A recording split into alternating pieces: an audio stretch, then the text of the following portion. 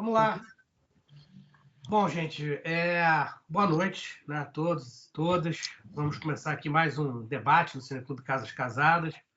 A gente já tem dito aqui, né, que esses debates eles têm primado pelo tom informal, afetivo muito grande, e também pelo que a gente descobre não apenas em termos de crítica dos filmes, mas de aspectos da produção, né, que não são os aspectos de bastidores básicos, mas que são os aspectos curiosos, relevantes. E esse filme, O Fado Tropical, que é um filme de Cavi Borges, que a gente aborda hoje aqui, aí nesse momento que a Cavi está comemorando 24 anos, né, de muita atividade, esse filme me parece que ele é um filme que resume muito os preceitos básicos, digamos assim, do que é a Cavídeo, né? Quer dizer, é uma coprodução internacional de baixo orçamento, né?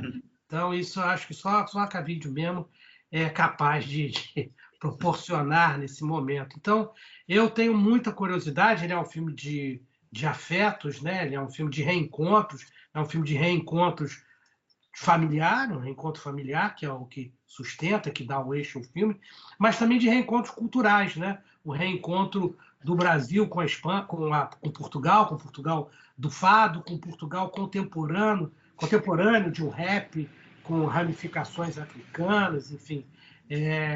E eu acho que essa costura é que faz do filme, a costura através do cinema, através da música, né? Ele começa no festival de cinema, ele passa por um irmão que é produtor musical. Então, acho que essa costura ela é muito feliz, ela fortalece muito o filme. E eu tenho curiosidade de saber como essa costura foi possível, na medida que eu imagino que vocês tenham tido também muitas dificuldades para realizar essa produção. Então, eu começo perguntando ao Cavi, né, como foi feito esse filme, porque ele dá também a impressão de ser um filme que está sendo feito numa oportunidade, né, porque tem cenas ali que são cenas praticamente documentais, o festival de cinema, né, as salas de cinema, enfim. Então tem uma oportunidade que é aproveitada, que se torna filme, e não um filme de documentário, um filme de ficção, né, o que é um exercício mais difícil. Então eu queria ouvir Cavi, depois ouvi Patrícia Niedermayer, aprendi, né? Desculpa o furo da outra vez. O Jorge, acho que os dois têm um desempenho muito, muito intenso, muito autêntico, né? E que eu queria também saber um pouco de como foi essa construção. Mas começar para dar uma linha, assim, aquela linha que a gente não vai obedecer nada, vai desenrolar tudo, mas começar pelo Cavi, falando do que foi esse filme, né? Como esse filme foi concebido e foi realizado. Essa parte da boa noite aí, obrigado aí pelo convite, uma honra poder debater o filme com pessoas tão importantes do cinema brasileiro e ter a chance de exibir o filme máximo de pessoas possíveis também é muito, muito bom, assim, muito legal você poder fazer o filme, mostrar o filme e falar sobre o filme, né? Debater o filme. Esse filme foi muito pouco debatido, assim. Agora a gente está correndo atrás de fazer mais debates, assim, que a gente não, a gente que fez o filme, assim, tem uma vontade muito grande de ouvir o que as pessoas acham. A gente sabe muito do filme, a gente não aguenta mais falar do filme, mas ir de fora para dentro, assim, é muito legal. Essa parte musical que você falou, eu acho que o Jorge Caetano pode falar bem, porque ele que trouxe para o filme isso, assim. O Jorge também, além de ator, é um super cantor também, né? Vários musicais, já tem vários trabalhos aí grandes aí de música. Ele que conhecia aqueles cantores de rap, numa outra viagem que ele já tinha feito. E aquela fadista também é amiga dele. Então, assim, essa parte de música foi o Jorge que trouxe. Mas, resumindo sobre o filme, ele nasce de uma vontade. A gente ia todo ano para Portugal para um festival chamado Festim, Festival Itinerante da Língua Portuguesa. Era um festival que faz filmes de todos os países que falam português, inclusive da África. A gente já tinha ido lá com um filme francês, até que a gente passou aqui também. Eu e a Paty, né, a gente sempre ia. A gente falou, pô, vamos vamos fazer um filme aqui em Portugal, que é maravilhoso, muito cinematográfico, né? Castelos, cinemateca, rua, história, né? Onde você chuta a câmera é história. A gente já pensando já no... Teve um ano que selecionaram 3 filmes da Cavite para esse festival. E aí a gente conseguiu 3 passagens. O festival ofereceu para a gente. E aí aí foi a Paty, fui eu, foi o Jorge. Tinham 2 amigos meus também que estavam indo com filmes, que eram atores. E tinham amigos nossos que estavam morando em Portugal, assim, o fotógrafo, a diretora de arte. A gente foi um mutirão cinematográfico, assim. A gente pensou quando aproveitar essa oportunidade de o festival estava dando, de a gente ir para Portugal e de ficar lá 10 dias no hotel, tudo pago, alimentação e tal. Vamos aproveitar, vamos fazer um filme. Como que a gente vai conseguir dinheiro para ir para Portugal, filmar em Portugal, ter essa estrutura, né? Aí o Jorge e a Paty começaram a desenvolver um roteiro, né? Começaram a pensar um roteiro. A gente foi com um roteiro para filmar, mas lógico que é um filme que a gente estava muito aberto a situações que acontecessem, né? Lugares que a gente fosse descobrindo e a gente ia trazendo para o filme, né?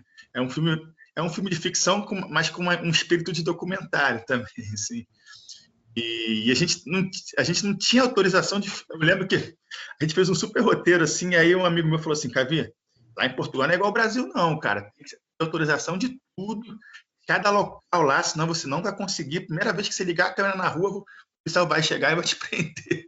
A gente ficou meio assustado, assim, falei, ih, cara, eu acho que não vai dar certo o filme. A gente não tinha entrado em contato com a Lisboa Film Commission, a gente era tudo meio assim, vamos filmar, entendeu?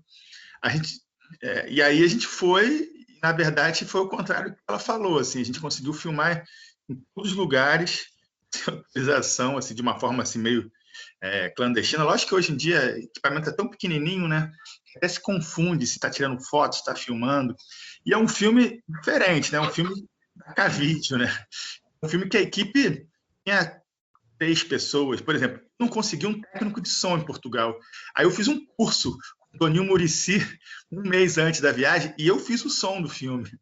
Eu segurava o boom, quer dizer, não tinha boom, a gente usava muita lapela, sem fio, até para as pessoas não perceberem que estavam sendo filmadas.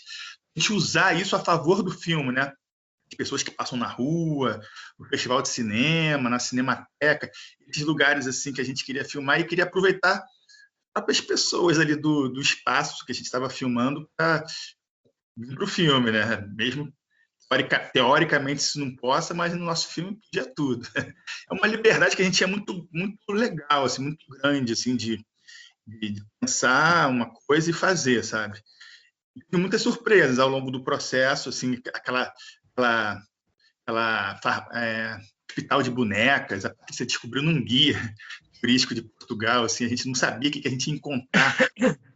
Esse hospital de bonecas, assim, né? E a gente incorporou essa coisa no filme também. Óbidos também, essa viagem para esse lugar maravilhoso, que é uma cidade dentro de um castelo, né? Chegou lá, a gente conseguiu todo o apoio lá do prefeito, conseguiu até uma pousada para a gente, comida para a gente comer, a gente conseguiu aquelas roupas medievais também. Foi um filme... foi acontecendo no processo também, sabe? A gente... Mas entra ali no início o Film Commission, Lisboa Film Commission. Como é que vocês chegaram depois? Fizeram uma situação engraçada que aconteceu. Um dia antes de eu começar a filmar, eu participei de um debate nesse festival. Aí eu falei sobre coproduções internacionais. Aí eu falei que a gente ia começar a fazer um filme no dia seguinte. Cheio de marra, assim, não, porque a gente vai filmar amanhã e tal. Aí uma mulher levantou o braço, assim, na plateia, assim, e falou assim, eu não estou sabendo desse filme, não. Eu sou presidente da Rio Commission aqui de Lisboa e ninguém me avisou nada que vai ter filme aqui, ninguém falou nada comigo. Como assim? Ih, cara, a gente esqueceu, a gente vai falar com você. Aí fiquei com uma saia justa ali no debate. Aí eu peguei o contato dela, a gente entrou em contato, assim, para tentar formalizar, mas tudo era assim, manda um e-mail para a gente analisar a proposta, daqui a 6 meses a gente responde. A gente até tentou fingir que não tinha filmado ainda quando a gente mandou o e-mail, mas a gente já tinha filmado tudo já. Mas assim, a gente achou, assim, na verdade, também a gente trouxe o Film Commission uma possibilidade de ajudar a gente no futuro, assim, né? De distribuir o filme lá, de lançar o filme lá. Por mais que eles não tenham ajudado a gente antes, a gente pode ser ajudado depois, né? Então a gente botou lá, mas efetivamente eles não. Só deles não encrencarem com nada já foi uma ajuda, já, né? Não, eu acho que o filme é até um presente para o Film Commission, porque como Portugal aparece, como Lisboa aparece, Sim. é o ideal, é o padrão ideal que uma Film Commission quer de um filme, é aquele ali. Então, nossa coprodução, na verdade, foi com o próprio festival. Foi a primeira vez que um festival de cinema era produtor de um filme. Foi eles que permitiram que a gente filmasse, né? Dando estadia. Por exemplo, na premiação do festival, a gente teve a ideia de filmar durante a premiação e os personagens entrarem em cena como se fossem apresentar o filme. Um cinema com 500 pessoas, né? Eles, não, vamos fazer sim, vai ser ótimo, vai dar tudo certo. O festival, as garotas do festival, a Adriana Niemeyer e a Leia Teixeira, que realmente foram muito generosas, assim, e ajudaram a gente muito. Coprodutoras do filme. Eram coprodutoras do filme, né? Festival. Mas não teve nenhum dinheiro do governo de Portugal, nada disso, não. Na verdade, foi uma parceria, assim, né? Pessoas que colaboraram. A gente conseguiu uma galera de Portugal para ajudar na produção lá, alguns atores. O fotógrafo Jonas Amarante estudou comigo aqui no Brasil, mas mora em Portugal já há algum tempo. E a gente foi somando pessoas, foi agregando, eu jeito que havia um pouco de filmar, assim, e a gente... Patrícia já conhecia Portugal, já tinha ido? Já, eu tinha ido com uma peça de teatro, Senhora Macbeth, do Abu Janra, fiquei um tempo lá. Eu já conhecia um pouco a cidade, mas obviamente que quando o Cavi falou da possibilidade da gente voltar a filmar, uma das estratégias foi pegar um livro que eu achei que chamava Lisboa Desconhecida e pensar essa poética do espaço, né? Que é um lugar todo muito simbólico, né? Cheio de história, de energias ali. Então, esse livro foi me orientando, por exemplo, a possibilidade de começar o filme com o portal dos descobridores, com o mar. Aquele portal, imageticamente, assim, ele tem toda uma história, né, dos descobridores que saíram ali para descobrir novas terras, novos territórios, o Hospital das Bonecas e a Quinta da Regaleira. Esse livro ia falando um pouco da história, a gente ia fazendo conexões com essa geografia afetiva, né? Esse percurso dos personagens por aquele território e os afetos e as histórias do próprio espaço, e como esse espaço atravessava eles. Então, essas referências do guia, que eu já tinha conhecido um pouco, mas foi bom para aprofundar, né? E as referências do próprio Jorge, que tem essa família portuguesa, e ele mesmo já tinha viajado ali para outras cidades, enfim, aí nós fomos misturando, né? E o filme também, antes da gente filmar, antes de surgir essa possibilidade, né, com a coprodução do Festim, nós estávamos estudando com o professor junguiano, Jorge Braga. A gente estava estudando para ter ideias, né, Jorge, para escrever um roteiro, pensando possibilidades. E a gente vinha estudando com o Jorge Braga. E existia também uma questão que o nosso Jorge Caetano, posso falar, né, Jorge? Tinha recentemente perdido os pais, e ele tinha na casa dele a urna, posso? Pote. Urna. Pote da piscina. E aí, quando a gente acabava as reuniões, sempre existia a presença da urna, das duas urnas, do pai e da mãe, né, Jorge? E isso, eu acho que povoou o nosso inconsciente, o nosso... aquela presença e essa questão, né, da própria vida, da morte, da ancestralidade, daquelas cinzas, daquelas pessoas amadas e o que fazer e como dar continuidade a isso. E aí foi muito inspirador, porque quando o Cavi falou, a gente tem que mandar uma sinopse do nosso filme para o festival. aí a gente começou a pensar essas referências, e aí também eu trouxe uma memória que eu tinha, que meu avô, quando ele já estava quase falecendo, ele tinha o desejo de voltar para a Alemanha e ele queria morrer lá. E, obviamente, ele não teria nenhuma condição disso, mas eu passava umas tardes com ele falando sobre isso e dizia que a gente ia, mas, na verdade, a gente não ia, e ele esquecia tudo também.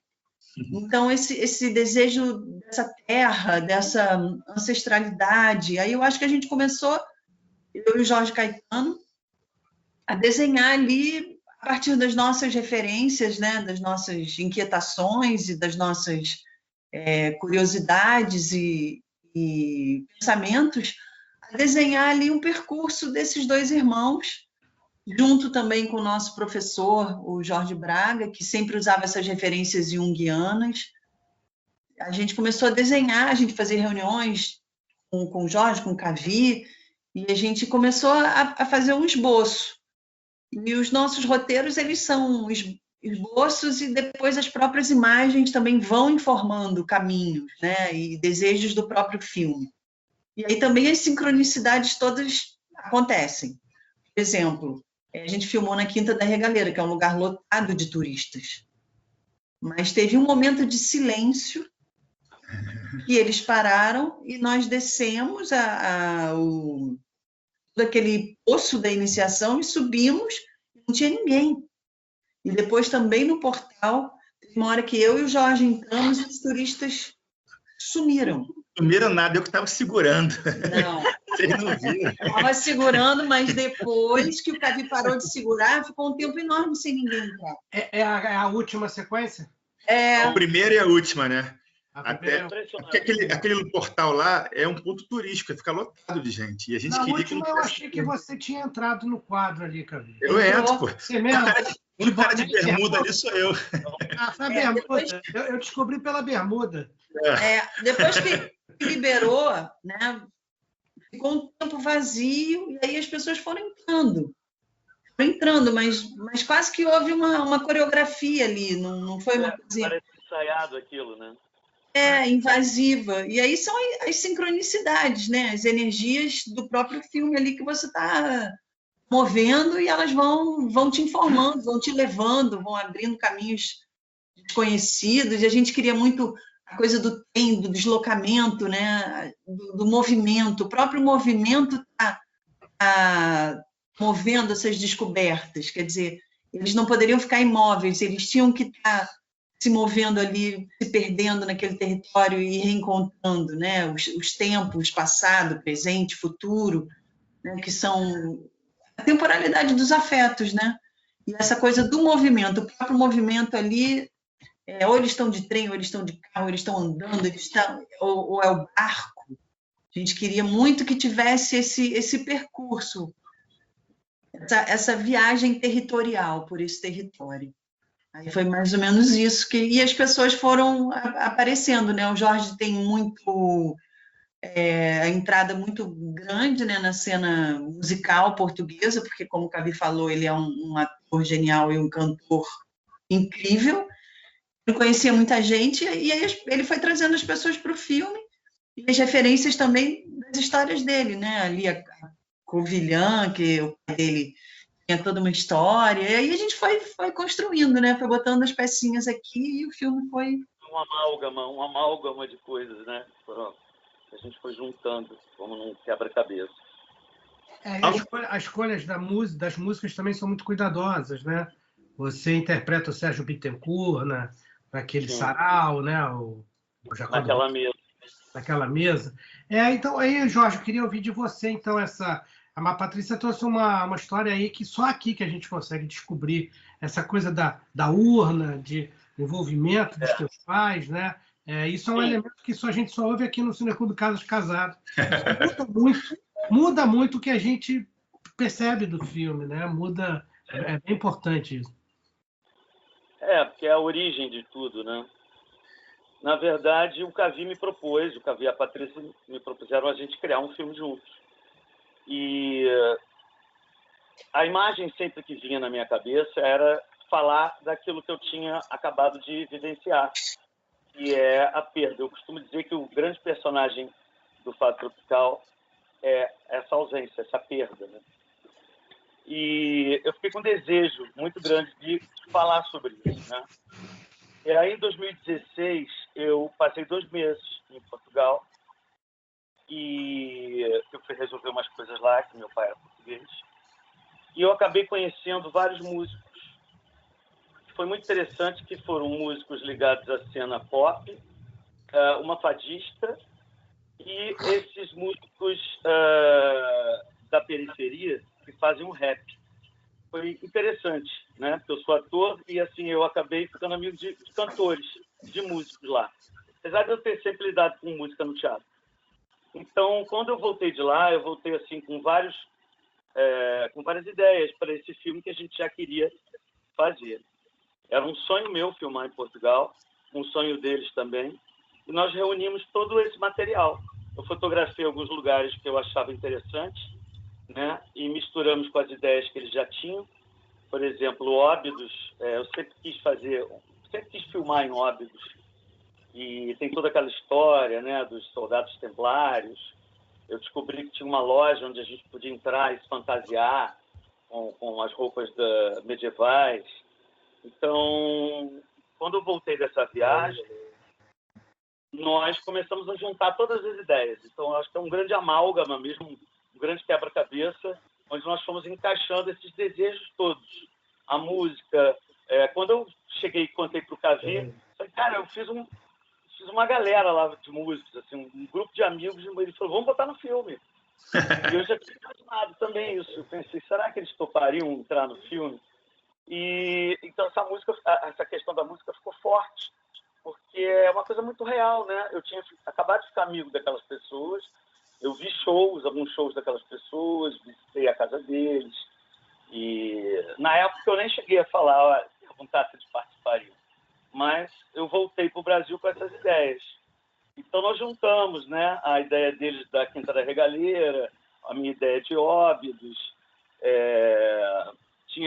tem aquele castelo em Óbidos, e que eu achava que imageticamente seria muito forte, né? Os personagens vestidos com aquelas roupas medievais, com aquele castelo ao fundo, que é uma imagem linda, né? Poética, que remete à infância dos personagens também, que é essa coisa lúdica. E aí essas peças foram se juntando, e uma coisa que eu acho importante dizer é assim, parecia, às vezes, impossível, dava certo, né? Foram 10 dias de filmagem, assim, onde era até emocionante, às vezes. Assim. Por exemplo, quando nós chegamos em Óbidos, que era o único dia para a gente filmar em Óbidos, o castelo estava fechado. Aí apareceu um rapaz que trabalhava numa pousada, e eles receberam a gente lá nessa pousada para a gente gravar uma cena lá, ofereceram um almoço. Aí eu cheguei para ele e falei, olha só, é João o nome dele. Eu falei, João, me ajuda aí, porque eu estou um tempão falando para o pessoal que a gente tem que filmar aqui por causa desse castelo. Então, pelo amor de Deus, vamos dar um jeito. Aí ele falou assim, bom, deixa eu ver o que eu posso fazer. E aí ele deu um telefonema, né, para a associação lá de turismo de Óbidos. E daqui a pouco ele vem sorrindo e fala assim, olha, consegui que abrissem o castelo, mas só para vocês. Então, eles abriram lá o portão do castelo e a gente entrou como se a gente tivesse alugado aquilo tudo. Os turistas não puderam entrar enquanto a gente estava filmando lá. Então, assim, a Patrícia foi muito... A Patrícia começou a falar disso.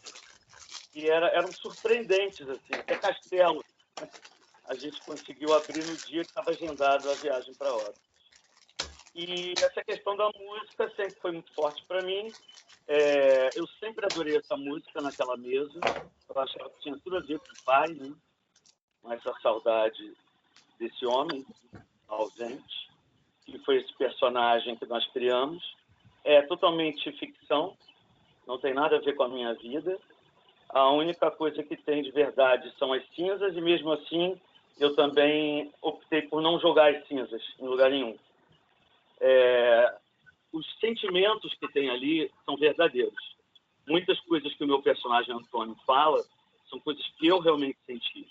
Mas é uma história que nós criamos, uma história de ficção, onde todos esses elementos entraram, né? O luto, a ausência, a saudade, a questão dos irmãos, esses irmãos gêmeos, como cada um sentiu a perda desse pai.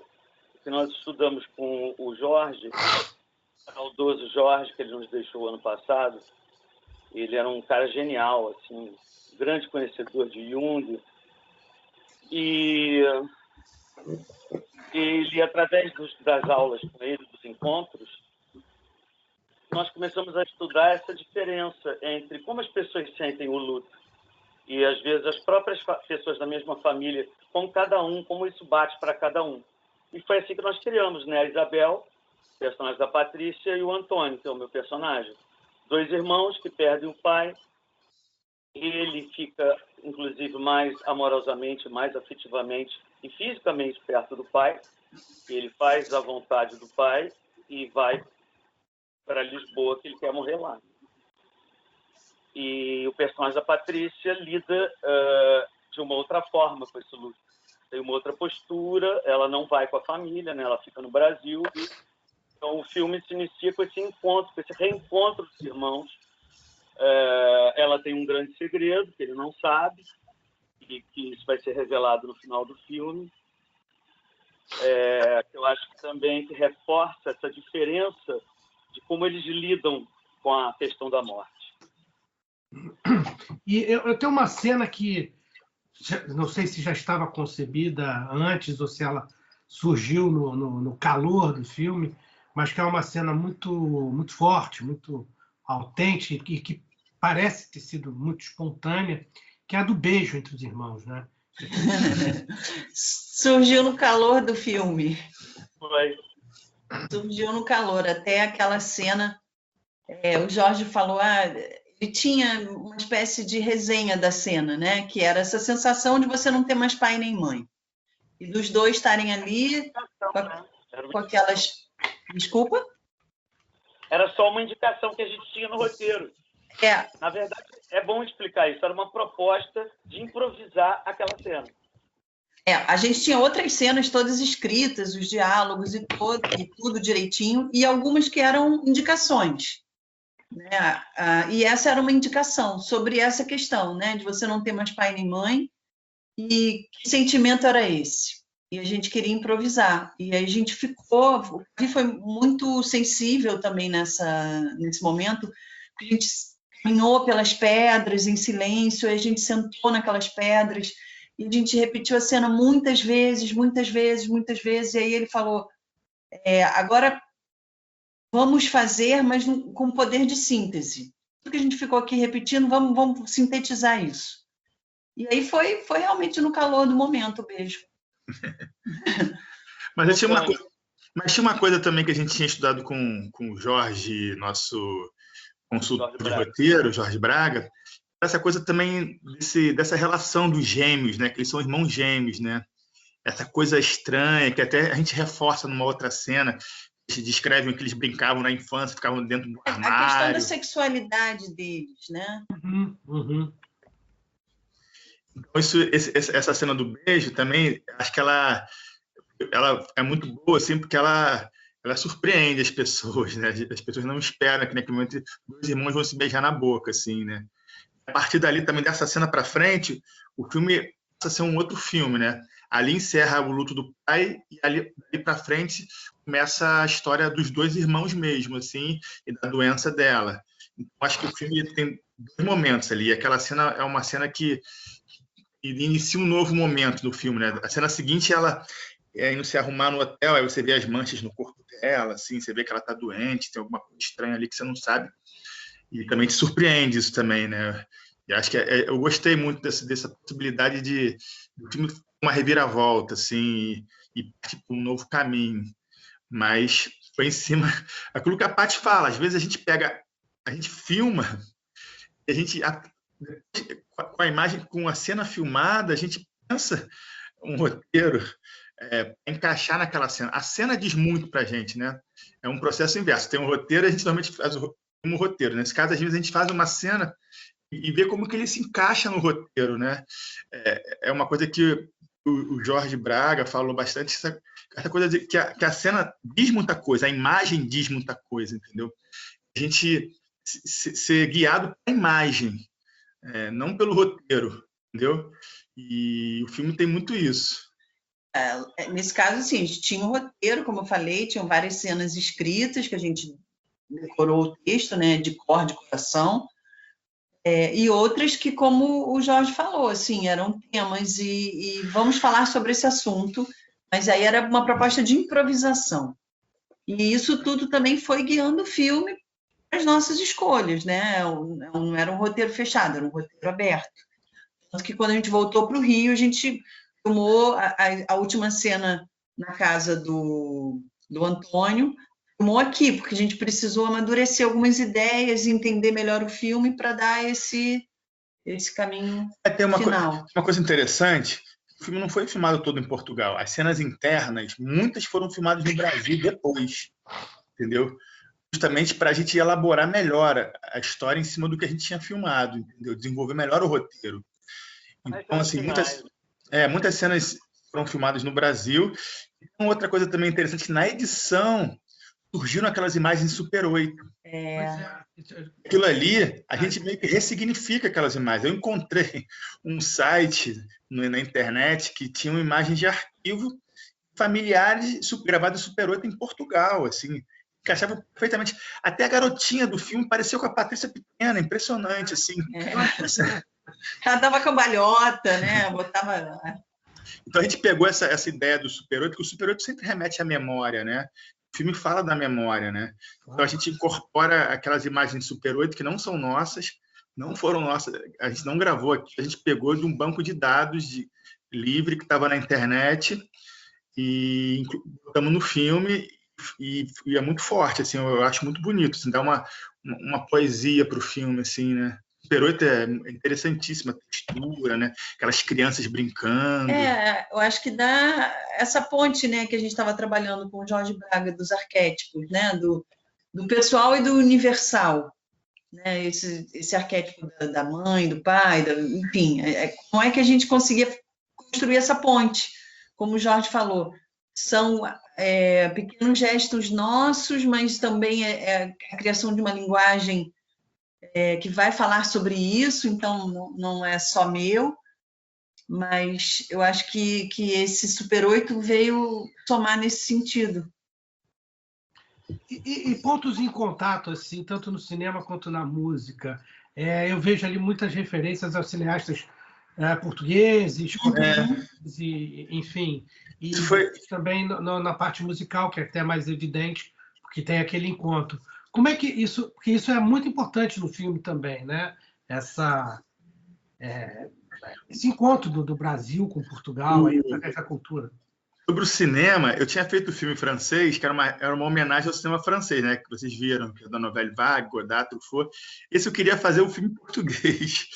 Eu queria homenagear o cinema português, que eu estava descobrindo, assim, estava de Pedro Costa e outros diretores eu admiro, que eu tenho alguns filmes na Cavídeo lá, que eu comecei a ver, pesquisar. E aí, quando a gente entra na Cinemateca, a gente vai filmar na Cinemateca, resolvi homenagear os diretores portugueses filmando os livros. Você percebe, a gente dá os close nos livros, são biografias de diretores portugueses. Ali é uma espécie de homenagem. Tem algumas outras cenas também que eu resolvi homenagear. Por exemplo, uma cena que eles estão andando pela rua, e aquela música This is the day, eu não sei cantar, mas é uma música que toca no Sangue, do Pedro Costa, que é uma cena linda, assim, que tem o casal andando de noite, assim, com aquela música, com aquela flautinha. Eu queria muito fazer uma homenagem ao Pedro Costa usando essa música e botando eles andando por Lisboa também, entendeu?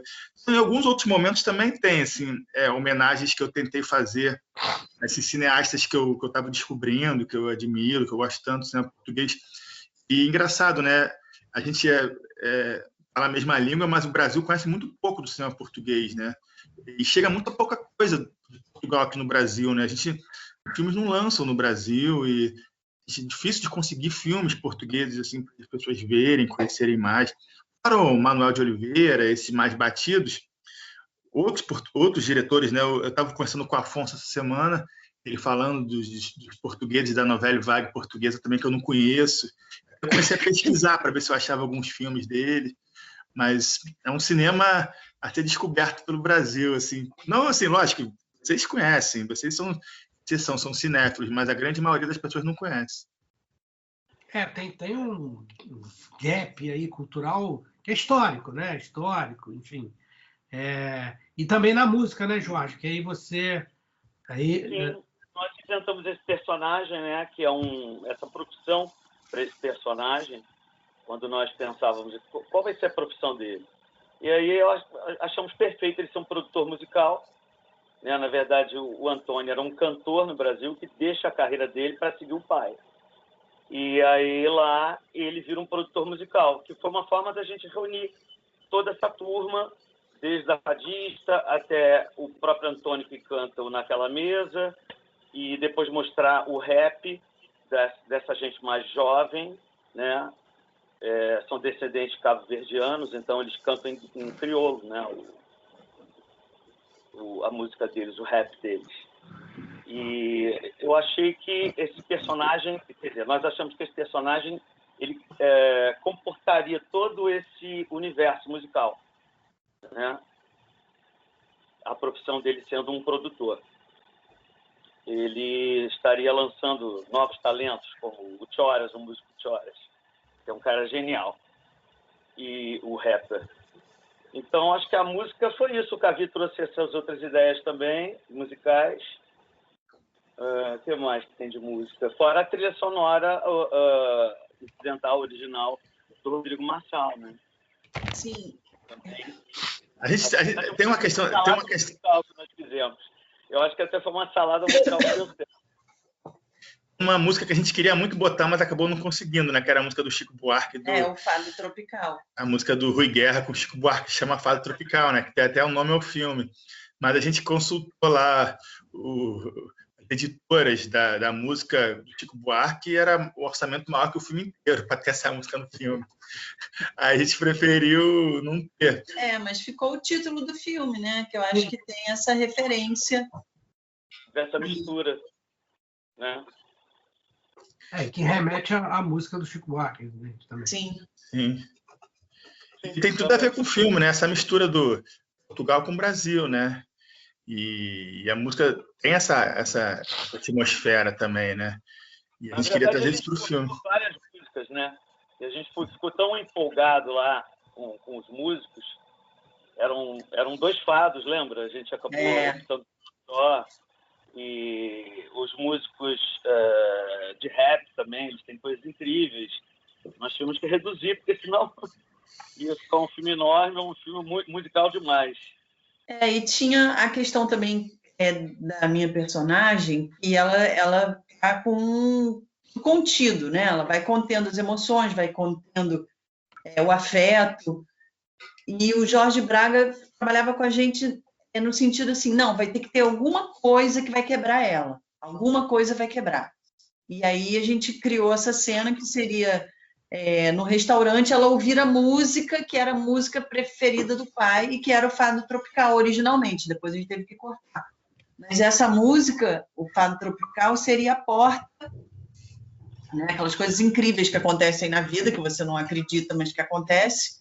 No meio da discussão dos irmãos, né, quando ela decide que não vai mais tocar a música preferida do pai, e aí, enfim, todo o afeto dela, todas as emoções, tudo começa a escorrer e a fluir, e seria o momento que ela desmontaria, né, aquela persona que não está ali. Essa cena é legal porque é uma coisa também que ninguém sabe. O meu padrasto é português. Aí tem uma família grande em Portugal do meu padrasto, né, do meu pai Cabral, que eu vivo desde 3 anos de idade. Meu pai morreu quando eu tinha 7 meses. Eu chamei a minha família para produzir aquela cena. Eles conseguiram um restaurante, eles conseguiram lá um lugar para a gente filmar. E aqueles closes que a gente mostra, assim, aqueles portretes, eu resolvi homenagear a minha família, são os meus primos, meus tios. Eu achei que era muito bonito assim, mostrar o rosto assim, dos portugueses. É muito forte aquilo, né? E eles foram muito doces, muito amorosos. O tio, seu Manel, O Kim. Tio Kim. Joaquim fechou o restaurante só pra gente, pagou tudo, levou a família toda, se dispuseram a estar nos retratos assim da forma mais sem armas, sabe? Mais aberta possível. Foi muito bonito a forma como eles receberam a gente, assim, foram muito amorosos. Né? E aí, bem integrados dramaticamente, né? Sim. Contraponto daqueles irmãos órfãos, né? Com aquela família feliz, aquela família... A ideia era essa, né? Eles estarem ali naquela tristeza absoluta e atrás deles, né? Num outro plano, uma família totalmente feliz e comemorando com crianças. Uma família junta, né? Com as pessoas presentes. E aí seria a música também essa porta, né? Para esse efeito pororoca, né? Essa represa que ela está segurando, abrir a porta. A música e aquelas pessoas ali com aquela... Tem também um lado que a gente estava falando com o Afonso, né? Dos portugueses sanguinários, mas também tem um lado deles serem muito doces. E aí a gente foi recebido com todo amor ali por aquela família. E aí o Cavie usou, acho que lindamente, com os retratos, né? Todo mundo olhando para a câmera. Eu acho que ficou bonita a cena. É uma das cenas que eu gosto. E também a coisa do silêncio, né? Porque nessa cena eu e o Jorge, a gente quase não fala nada, mas a gente... Não fala praticamente nada. E isso também foi uma coisa que a gente queria trabalhar. Espaço para os silêncios entre eles, né? As coisas não ditas, as coisas que nem a gente entende o que está acontecendo, não se explica, que transcende, né? O que escapa. E aí, como eles são gêmeos, também eles têm essa ligação pré-verbal muito forte, a gente queria dar espaço para esses momentos de silêncio onde fosse pulsão e emoção pura. E aí, por isso que vem, né? Vem o beijo, vem a lágrima, vem o abraço, vem uma cena também na praia, que veio uma onda, molhou a gente no final da cena, eu saí correndo, Jorge saiu correndo atrás de mim, a gente... Jorge se machucou. Enfim, tem espaço também para esse tipo de relação, né? Que não é só da fala, mas que tem uma... Contracenar com o Jorge também é um privilégio, porque ele é um ator muito aberto, assim, muito generoso. Então, a gente experimentava tudo. Aquela praia que a gente filmou, que tem uma rocha no fundo, qual é o nome da praia, Jorge? A Draga? A Draga. Um filme do Wim Wenders, que filma ali naquela praia ali. Tem um videoclipe também do Depeche Mode que eu adoro. Então, assim, era um lugar que eu queria também, que me remetia a esses filmes que eu vi. E aquela pedra no fundo ali, assim, com aqueles buracos, assim. Eu acho que o filme do Wim Wenders é o L'État des Choses, né? De 88, 82, Leão em Prata em Veneza. Que é uma vingança, de certo modo, do Wim Wenders com Coppola, que roubou o Júlio, o ator protagonista do filme dele, quando estava produzindo o filme dele, fez uma grande traição. E aí, enfim, ele filmou L'État des Choses, que é um filme sobre a máfia, né, do cinema hollywoodiano. E esse produtor é assassinado no final, mas, enfim, isso é outra história. O fato é que a praia, eu acho que é no L'État des Choses, é um filmaço preto e branco do inverno, de 81. É um recanto lindo aquilo ali. E eu conheci aquela praia em 2016. Foi uma referência daquela viagem anterior que eu também tinha feito. E a Úrsula Corona foi que me apresentou aquele lugar. Eu falei para eles, olha, tem um recanto lindo com uma pedra fantástica, tem umas grutas ali. E aí fomos lá filmar. Acho que ficou bem bonita aquela sequência ali. A ruína de um hotel em Sintra, não é isso? Hã? Não era uma ruína de um hotel em Sintra? A gente filmou num hotel, numa pousada que tinha. Não, mas a Praia da Draga só tem um restaurante e aquelas pedras da praia. Então, talvez eu esteja me referindo a um outro filme do Wim Wenders. Desculpe. O L'État des Choses e a locação são eu visitei, são as ruínas de um hotel que tem em Sintra, lá embaixo. Não, mas não é esse não. Não é esse não. Então, A gente A gente filmou também naquela Cabo da Roca, né? Que é aquele lugar maravilhoso também, que tem com aquele farol. Me remeteu muito ao filme Terra Estrangeira, do Walter Salles também, que ele tem uma cena... Que nem é ali que filma, né? Eles filmam na fronteira, eu acho que com a Espanha, mas era bem parecido ali com aquela... Era o lugar mais próximo do... É a parte mais ocidental da Europa, né? Ocidental, assim. Então a gente aproveitou ali para ser um dos lugares para jogar as cinzas, né? E era muito bonito também. Cabo da Roca aí é um clássico. O vento. Eu lembro que, se você prestar atenção nessa cena, a câmera está tremendo pra caramba, porque estava ventando tanto. O fotógrafo não estava conseguindo estabilizar a câmera, então a câmera ficava tremendo. Era o vento mesmo. Foi doido. E chovia muito, assim. Na hora que parou de chover, assim, a gente filmou 5 minutos e aí voltou a chover. Assim, foi justamente para a gente filmar. Parou a chuva, depois voltou a chuva, assim. Mais uma coisa também maravilhosa que vai acontecendo, assim, que você não espera, né? Você chega lá tudo feliz, chovendo. A gente foi comer a almofada, foi comer uma almofada de um doce lá maravilhoso. A almofada da periquita, lá, um pastel lá com ovo lá. E, de repente a chuva parou. Vamos filmar? Vamos. Filmamos. Aí quando acabou de filmar, caiu a chuva de novo, a gente foi embora. O filme foi exibido em Portugal? Vocês viram a sessão? Foi, então. Foi. Um ano antes da pandemia, a gente foi lançado justamente no Festim. O filme estreou no Festim, que era o nosso produtor. A gente foi de novo e a gente já filmou outro filme já, que a gente está finalizando. Nosso filme do vampiro. Não sei quantas almas tenho. Está terminando, em breve. Então é bom que quando o festival convida vocês, já garante o conteúdo para o ano seguinte. Pô. Exatamente, é por aí. Bora, a gente quer ano que vem lançar o do Vampiro e já aproveitar e filmar um outro, sim. Filmamos em Évora. Vamos numa igreja de ossos também, só feita com ossos humanos. Verdade. Aí a gente já aproveitou para já... Agora o Afonso Beato falou que vai conseguir lá a casa dos familiares dele para a gente poder ficar lá e poder filmar com mais calma. Verdade, Afonso?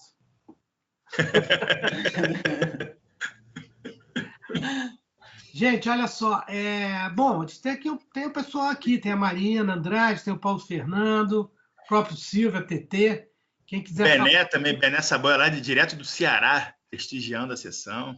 Bem-vindo. Quem se habilita? Marina. Eu. Como o Ricardo falou, só no debate que a gente consegue descobrir algumas coisas.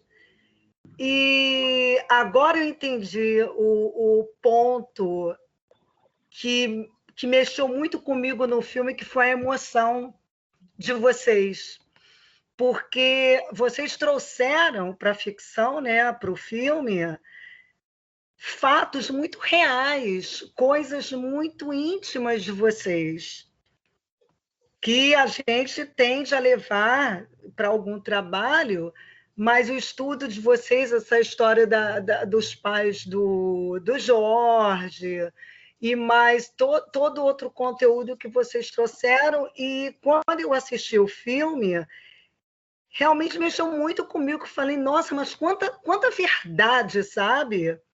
E você assistir e falar, nossa, como isso mexe comigo. Como isso mexe, até porque na época que esse filme foi lançado, eu estava passando assim, uma coisa de família também, então eu acho que foi significativo para mim, essa coisa de irmão, de irmã, de relacionamento. E uma das cenas que eu mais gosto do filme, o filme é lindo, tem uma fotografia maravilhosa, mas assim, a cena que eu gosto é quando a Patrícia está no espelho. Lembra dessa cena, né? Sim, Aquela cena, quando você está no espelho, que aparece as marcas, né, no teu corpo, aquilo ali para mim é muito forte, entendeu? O filme no todo, a história dele é linda, mas assim, aquela cena é uma cena que eu acho assim, marcou, uma cena forte, e a emoção que vocês trazem, nossa, parabéns, assim, trabalho de vocês lindo, sempre falei isso, Até eu comentei com o Cavi outro dia, daqui a pouco vão achar que eu não gosto do Salto no Vazio, nem do Reviver. Daqui a pouco vão falar, nossa, a Marina só fala do fado. Mas é porque realmente mexeu muito comigo. Uma coisa que a Marina falou agora, que até esqueceu de falar, a gente criou uma trilogia que a gente chama de filmes de viagem. São filmes que a gente faz viajando, né?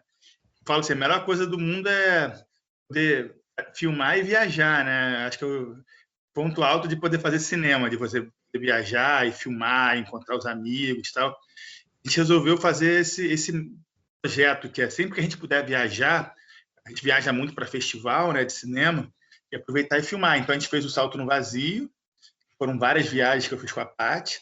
Depois a gente fez o Reviver, que foi uma viagem que a gente fez mais no Maranhão, e agora tem esse. A gente criou essa trilogia, chama de Filmes de Viagem. E o Fado Tropical é esse terceiro filme. A Marina falou dos outros dois, né? Salto no Vazio tem uma pegada mais experimental, o Reviver um pouco menos, e o Fado, eu acho que ele vai ficando mais narrativo, os filmes, né? A gente sai dos filmes porra loucas para um filme assim mais... Aí a galera se identifica mais, né? Acaba que o Fado toca mais as pessoas Não, acho que cada filme tem a sua especificidade, a sua poesia, sim, a sua forma de dialogar, né? A sua ponte. Diferente também, né? E são momentos e inquietações diferentes, encontros diferentes também, com espaços, com cidades, com pessoas, né? Então, acho que cada um tem a sua assinatura. Eu que inventar uma nova trilogia agora, porque eu... Não, mas agora tem o não sei quantas... sim. Vai ter que mudar. Agora a gente quer filmar em outros lugares. A gente vai pensando em filmar agora em Porto e também em Algarve, lá em Faro. A gente visitou Faro também, já conseguimos pensar uma história lá para filmar em Faro. Temos uma estrutura também lá. A gente vai viajando e já vai elaborando as cenas já para voltar no ano seguinte fazer visita de locação. Davi, vem filmar aqui no Ceará um tempo desse. Só você me convidar, amigão. Pô, se possível, a gente comer todo dia depois da filmagem naquele lugar lá que você me levou, comer aqueles peixes lá, aqueles camarão maravilhosos lá. Já estamos aí. Pois é. Eu peguei o link no final, eu estava no outro local, fazendo outras coisas em relação a Masterclass, filmes de documentário, fazer outros negócios do Cine Ceará, Instituto do Cine Ceará, e quando eu fui, falei, né? Quando eu fui pegar o link, eu disse, ou vejo o link, ou vejo a reunião. Eu resolvi ver a reunião, né? Mas eu acho que eu estou vendo, conhecendo o filme, tantos comentários, eu acho que... Vai ter que ver o filme depois, pô. Mas eu vou ter que ver, tenho que ver, não tem problema. O caminho inverso, né? Aham. Então vamos combinar, você vai comer muito peixe, sempre você vem aqui, né? Você vai comer peixe, e camarão também, e lagosta. Legal, Cavi. Maravilha. Obrigado aí, Bené. Você está aí. Obrigado. Cavi, desses 24 anos aí, isso aí para você vai ser difícil fazer um resumão, porque eu já vi que são quantas produções? Cara, é muito doido isso, né? Esse festival está sendo... Eu achava que eu tinha feito 200... Eu sempre falo assim, mais de 200, mas eu nunca contei. Esse festival que eu estou fazendo agora foi bom que eu organizei a minha produção. Tinha muito filme perdido. Tinha muito filme que eu tinha perdido a master. Eu só tinha DVD, ou que eu produzi de outras pessoas e nunca recebi o filme para mim. Estava com os diretores que eu produzi. Eu fui reunindo e chegou a 300.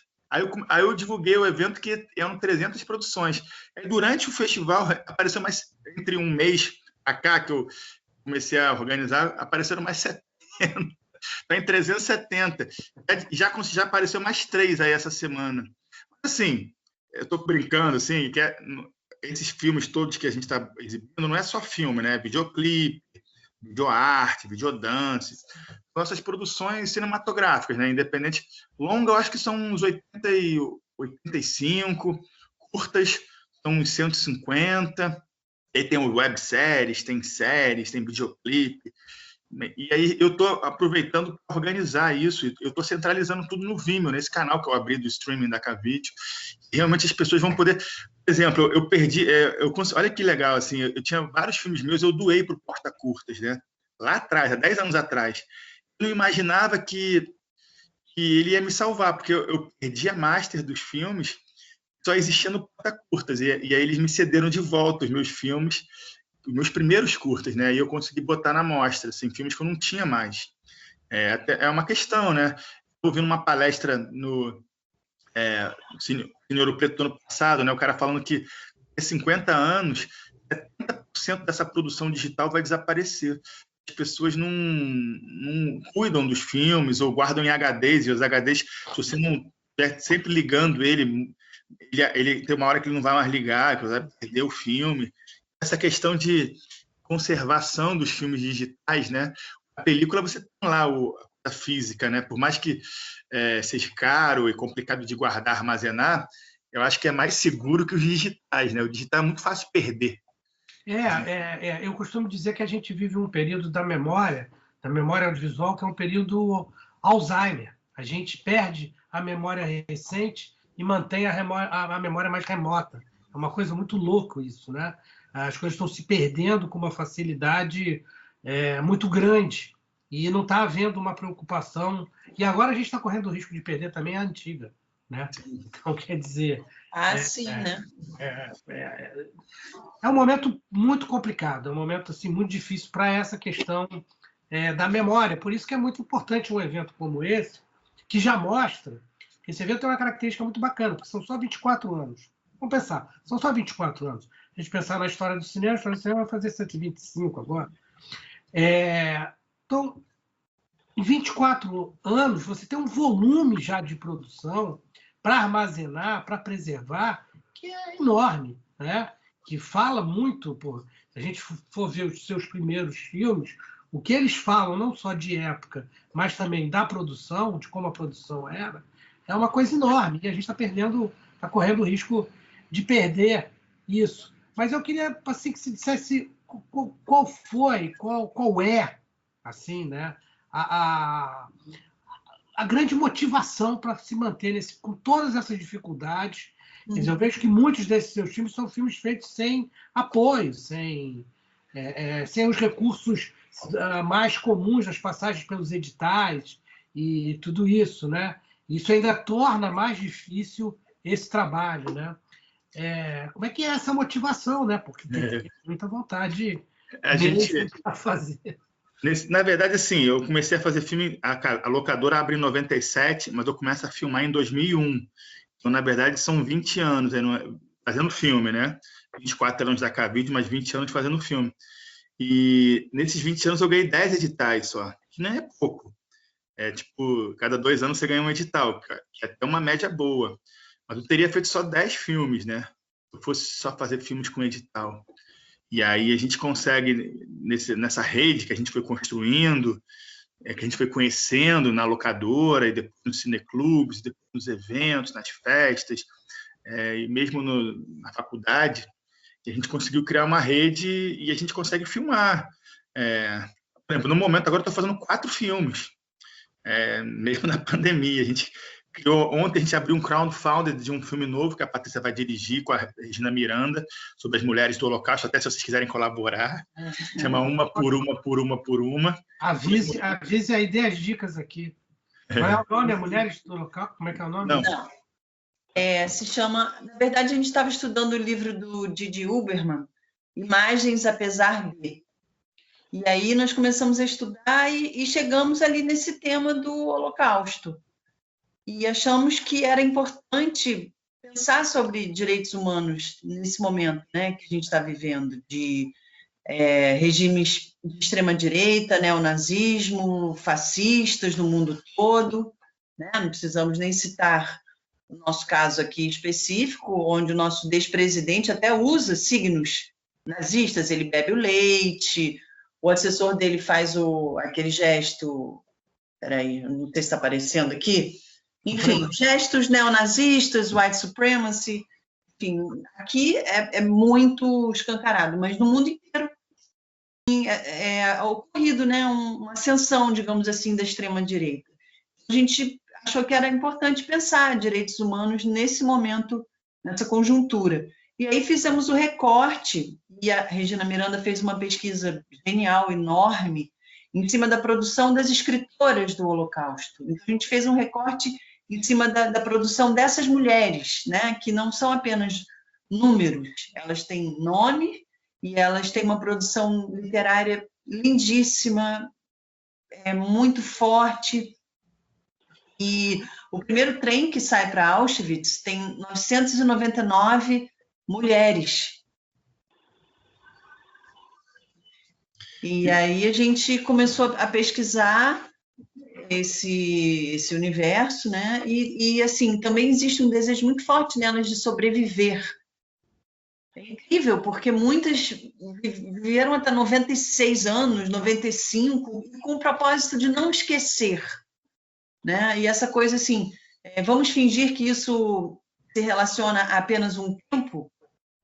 Essa pergunta, esse desejo de não esquecer, de olhar essas imagens e olhar de novo e poder um desejo de que isso não se repita. E aí, então, o filme se chama Uma por Uma, a gente está na plataforma Benfeitoria. Jorge Caetano já foi também nosso apoiador. Muito obrigada, Jorge. A ABC Cursos, tenho certeza que vai apoiar também com uma quantia relevante. Ou então a gente poder filmar naquela escada maravilhosa que vocês têm, uma escada comprida, que eu já estava imaginando uma cena, que elas escondiam bilhetes e papéis e cartas nas roupas, às vezes, quando estavam costurando. Tem uma escada incrível na ABC, que se a gente pudesse filmar de cima ali, esse gesto de esconder os papeizinhos nas roupas, nas bainhas, na costura. Enfim, estamos nesse momento, né, de colaboradores, de encontros, pessoas que se identificam com o projeto, com essa causa. E aí é isso, está na Benfeitoria. Então, para colaborar é entrar no benfeitoria.com, não é isso? Isso, Uma por Uma. A gente está botando o link no Facebook, já eu vou te marcar lá. Mas a gente está fazendo esse filme, está começando esse processo desse, elas já estão ensaiando, já estão se preparando para filmar. O bom desse esquema K-Vídeo de produção, a gente tem uma ideia, a gente não precisa esperar 5 anos para filmar, entendeu? O que acontece hoje em dia, infelizmente, no cinema brasileiro. Demora muito tempo entre a ideia e a feitura, né? A gente consegue ter uma ideia hoje, daqui a 2, 3 meses já está filmando, sabe? Isso dá uma liberdade muito grande para a gente. A gente paga um preço alto, sim, pela falta de estrutura, falta de tempo, principalmente, né? Porque no cinema tempo é dinheiro, mas a gente ganha nessa possibilidade de fazer as coisas que a gente está afim naquele momento, né? Às vezes você está afim naquele momento, 5 anos depois você é outra pessoa, né? Você não quer mais filmar aquilo, você quer filmar outra coisa. Mas cada processo é um processo. Por exemplo, esse filme Não Sei Quantas Almas Tem, a gente já está filmando há 2 anos. E a gente vai estudando, vai descobrindo o filme. Esse, por exemplo, que eu estou fazendo com a Regina, a gente está estudando há 1 ano, lendo os livros e pesquisando. Então, assim, eu acho que isso que o Cavi está falando a gente vai fazer. A gente até entrou em editais, mas não ganhou. Então, a gente vai encontrar nossos colaboradores, a gente vai encontrar nossos agenciamentos, a gente vai fazer. Vai depender de edital, mas é óbvio que gostaríamos e até mereceríamos ganhar, porque a gente se dedica, trabalha com muito amor e com muita paixão e dedicação e muito empenho. E tem o Yves Klein também, né? Manifestos monocromáticos. A gente também está desenvolvendo um trabalho com um artista francês dos anos 50, chamado Yves Klein, né?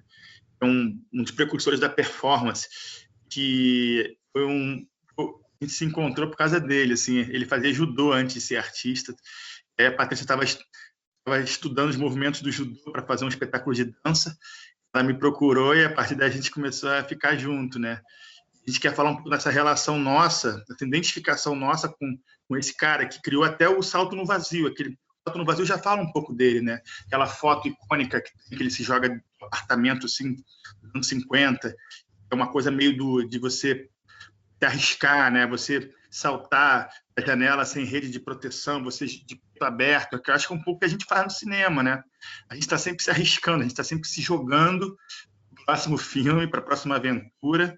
E correndo sempre muitos riscos, né? De como é que a gente vai viver de cinema, como é que a gente vai pagar nossas contas, como é que a gente vai conseguir filmar e viver ao mesmo tempo, sem patrocínio.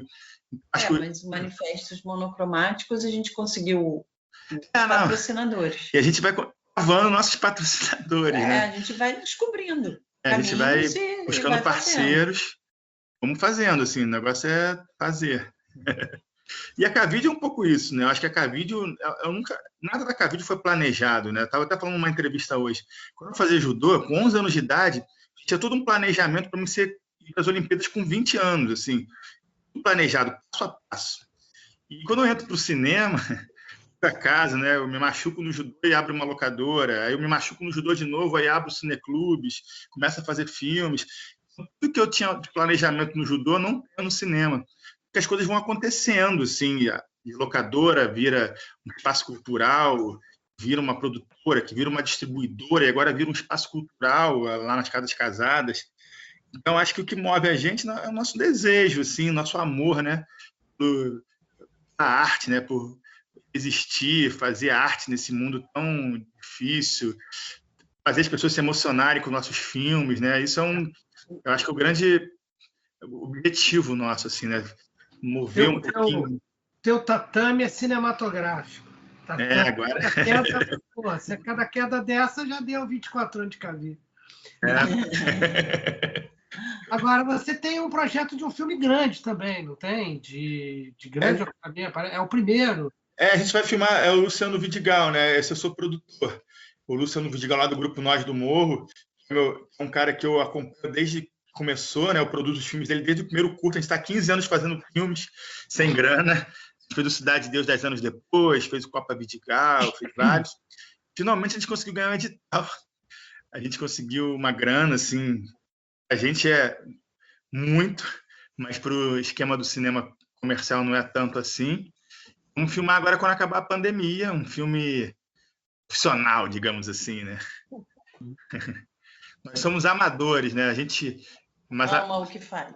Mas essa palavra de amador, assim, de amar, né? De fazer por amor, assim, com muito amor e não pensando em dinheiro. Lógico que isso é uma consequência, mas esse do Lu é uma estrutura um pouco maior. Inclusive, eu vou ter que aprender, né? Porque eu não sei fazer filme com dinheiro, eu só sei fazer filme sem dinheiro. Vai ser um novo momento, assim, ter uma equipe grande, toda essa estrutura que um filme grande tem, né? Porque meus filmes, a equipe tem 10 pessoas, menos até. Esse do Fado Tropical eram 4 pessoas.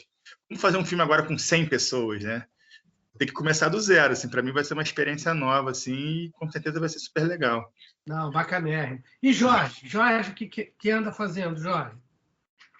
Bom, estou aí terminando o filme com eles, né? Com essa dupla dinâmica, que é o Não Sei Quantas Almas Tenho. E estou com um projeto novo de uma peça musical, vai se chamar Apocalipse. Que é um texto da Júlia Spadatini e direção minha e do Alexandre Mello. E eu vou misturar teatro com show. Vai ser uma peça-show. Jorge, não sei quantas almas tem, é o nosso vampiro. Nosso vampirão lá. É o nosso muso. Um vampiro meio fora dos padrões dos vampiros que a gente conhece, né? Um vampiro vegetariano. Vou aproveitar o Jorge aqui. A gente aqui evidentemente, é um lugar do cinema, do cineclube e tal, mas seria interessante ouvir um pouco de como ficou o teatro, né? Acho que o teatro sofreu barbaramente, até o cinema ainda tem o recurso de a gente ver o que foi produzido, né?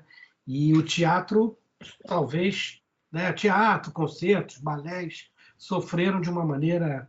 Sim, dramática. A minha sorte foi o Cavi e a Patrícia terem me convidado a trabalhar no audiovisual, que é uma coisa que eu sempre sonhei fazer, e sempre ficava pensando por onde eu vou começar, faço um curso de cinema, enfim.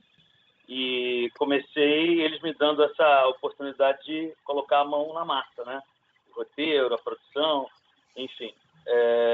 Mas eu estava ensaiando uma peça musical também, a minha parte era musical, e foi tudo interrompido, assim. Íamos estrear no dia 30 de abril no teatro, do ano passado, no Teatro Poeira, quando recebemos a notícia que tudo ia ser fechado, né?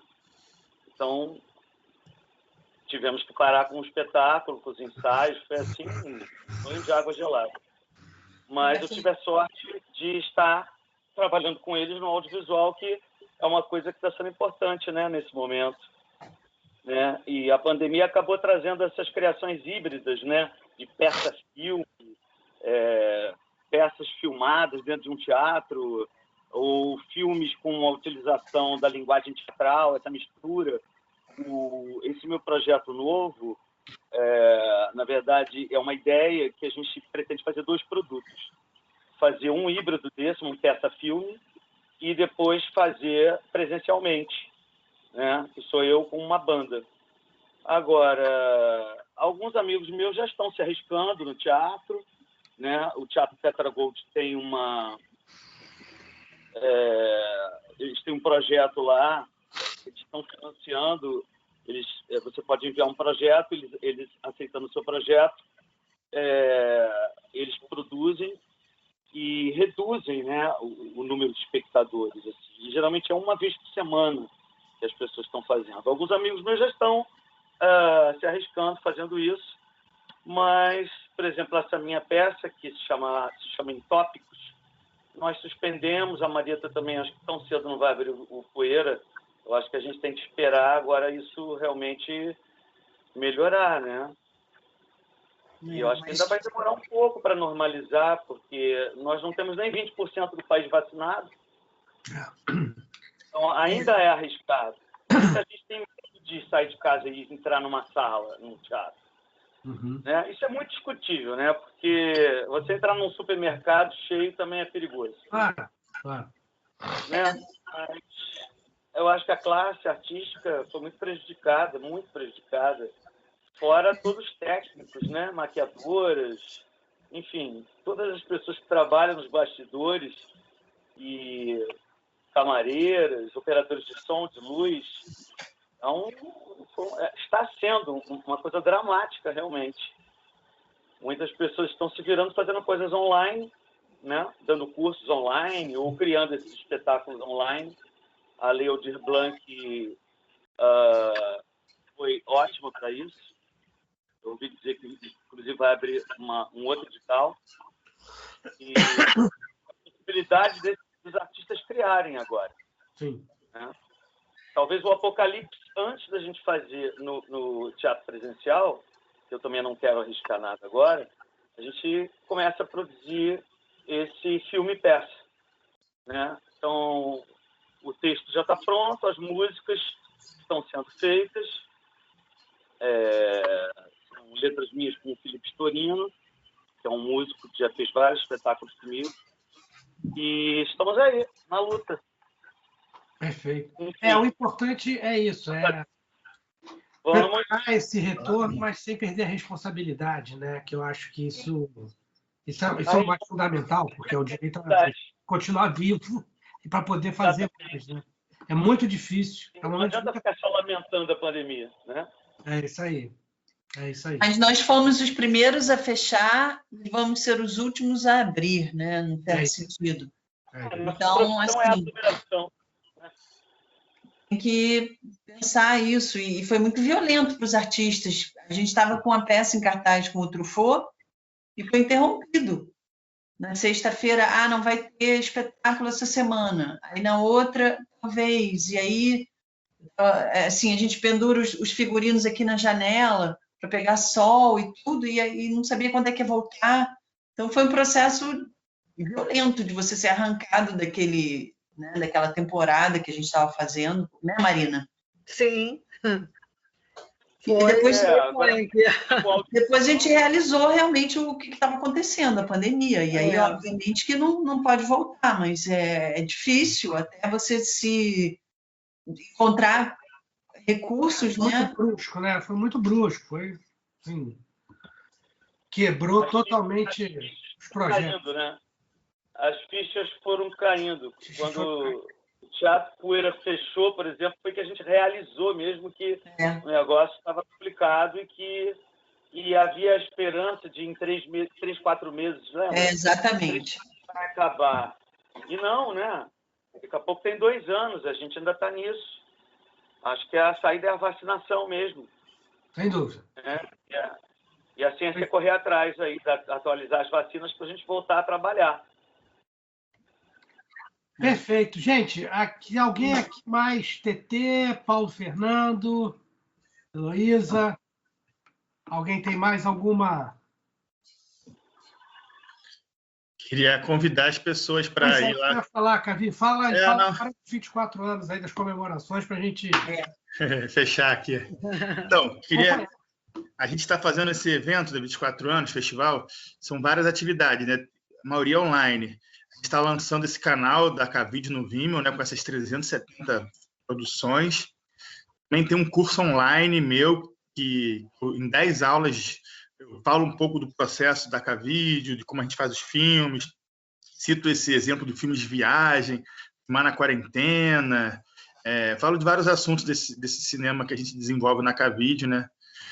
Tem também exposição que a gente está fazendo lá nas Casas Casadas, tem uma exposição presencial, mas a gente filmou a exposição, então também tem um vídeo da exposição. Nessa exposição você tem pôsteres, prêmios, credenciais, matérias, as produções nossas lá estão lá nas Casas Casadas também, se quiser conhecer.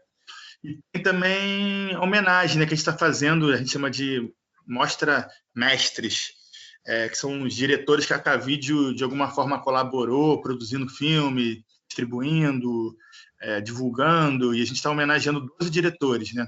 Neville, Capovilla, Rosenberg, Regina Miranda, Emília Silveira, e hoje foi o Bigode homenageado, ontem foi o Tônico Pereira.